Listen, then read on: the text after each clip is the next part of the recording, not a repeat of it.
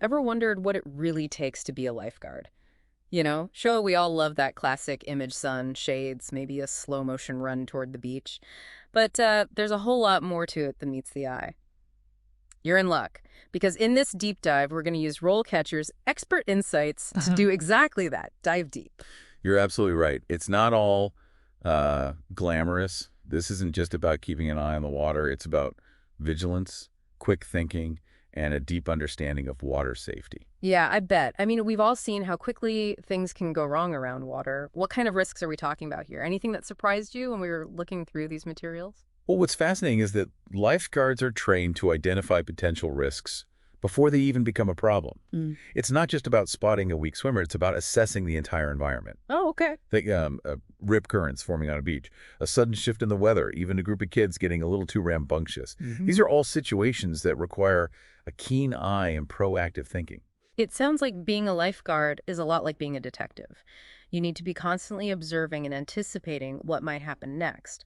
But instead of tracking down clues, you're preventing accidents. Exactly. And that's what makes this career so rewarding. You have the potential to directly impact people's lives in a very real and immediate way. Think back to all those news stories we've seen. Lifeguards are the ones conducting life-saving techniques like CPR and first aid. They're not just watching. They're trained and ready to jump into action when it matters most. Knowing you have those skills and the ability to make a difference in those critical moments, that's got to be an incredible feeling. But I'm guessing it's not always easy, right? Well, it definitely comes with its share of challenges. The source material highlights the high level of responsibility as a potential downside. You're dealing with people's safety, sometimes even their lives. That's not something you can take lightly. No, that makes total sense. You need to be able to stay calm under pressure, especially in emergency situations. Are there any other skills that might surprise people? I mean, never would have thought that customer and personal service would be a key requirement for a lifeguard.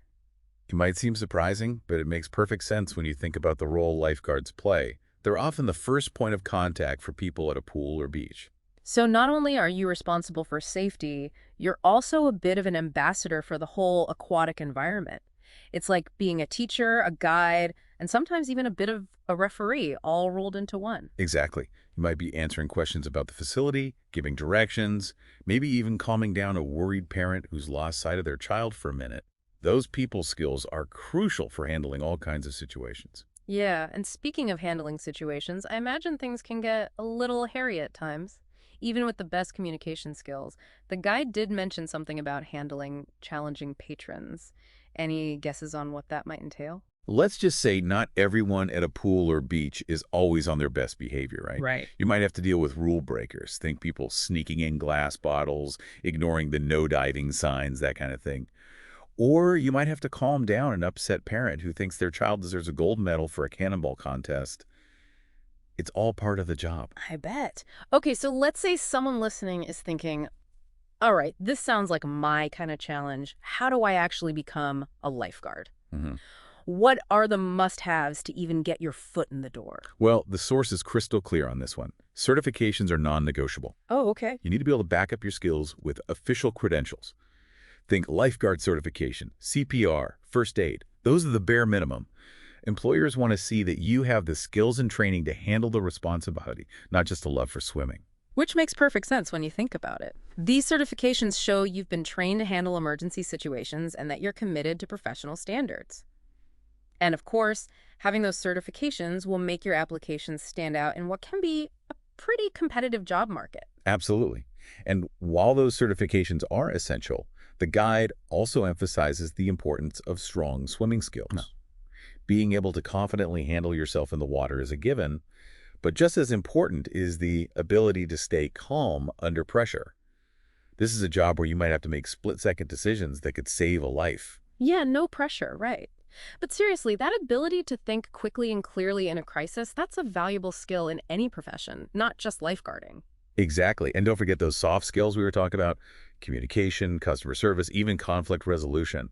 Remember, you're not just a lifeguard. You're also a bit of a diplomat, a teacher, and sometimes even, dare I say, a pigeon wrangler. Especially the pigeon wrangler part. I can't imagine that's covered in the official lifeguard manual. But it sounds like all of this experience, from the serious stuff to the everyday interactions, can really shape you both professionally and personally. Absolutely. Okay, so let's say you've got the certifications, you've got the skills, and you're feeling confident about those pigeons. Mm. What kind of questions should you be prepared for when you walk into that interview? Right, because acing that interview is key to landing the job. Exactly. And luckily for us, the guide actually gives us a sneak peek into some common lifeguard interview questions. A common one is about your motivation. Why this job? Why now? Be ready to go beyond the generic, I love swimming. Think about what specifically draws you to this line of work, what skills you want to develop, and what kind of impact you hope to make. So it's not enough to just say, I'm a hard worker. You need to back it up with real examples that demonstrate those qualities. Like, like that time you had to calmly explain to a group of teenagers why they couldn't throw a beach ball around while someone was doing laps. Precisely. And be prepared to talk about your experience with water rescues, first aid, even something as specific as maintaining pool sanitation. All those core responsibilities that show you understand the job beyond just the basics. Yeah, it's like studying for a test. You want to go in knowing the material backward and forward, from rescuing a struggling swimmer to handling a chlorine crisis. And speaking of going above and beyond, the guide mentioned something that really caught my eye, showcasing your capabilities. Tell me more about that. This is where you can get creative and stand out from the crowd. It's about creating a portfolio that highlights your experience in a tangible way. Sure, you can list your certifications on a resume, but imagine going a step further. Okay. Includes photos of yourself in action as a lifeguard, maybe even write up a brief case study about a time you successfully handled an emergency. It's like a visual representation of everything you've learned and accomplished. It shows initiative, it shows passion, and in a competitive job market, those things can make all the difference. Exactly. And it gives potential employers a more well-rounded view of who you are as a candidate. Now, before we wrap things up, there was one more point in the guide that really got me thinking about the future. They briefly mentioned technology advances in aquatic safety. What does that even mean? Are we talking robot lifeguards patrolling the pool decks anytime soon? It's an interesting question, isn't it? While the guide didn't delve too deep into specifics, it did suggest that technology is already playing a larger role in how aquatic facilities operate, and will likely continue to do so. Think advanced surveillance systems, underwater cameras that can detect someone sinking before it's even noticeable to the human eye, maybe even AI-powered sensors that can detect distress signals in the water. Wow, so not quite robot lifeguards yet, but definitely moving in a more tech-driven direction. I wonder how all of this will affect the actual humans in these roles. That's the million-dollar question, isn't it? It makes you think that, in the future, lifeguards might need to become even more tech-savvy. Imagine needing to be able to interpret data from those sensors, use software to monitor multiple pools at once, or even work alongside AI systems. It sounds like the lifeguard of the future will need a whole new set of skills, but I have a feeling those core values, vigilance, quick thinking, and a dedication to keeping people safe, those will always be at the heart of the job, no matter what technological advances we see. Absolutely. And those are skills that can be applied in countless other areas of life, too. Well, there you have it. A deep dive into the world of lifeguarding, thanks to the insights from RoleCatcher. We've explored the responsibilities, the challenges, the skills you need to succeed, and even taken a peek into the future of the profession.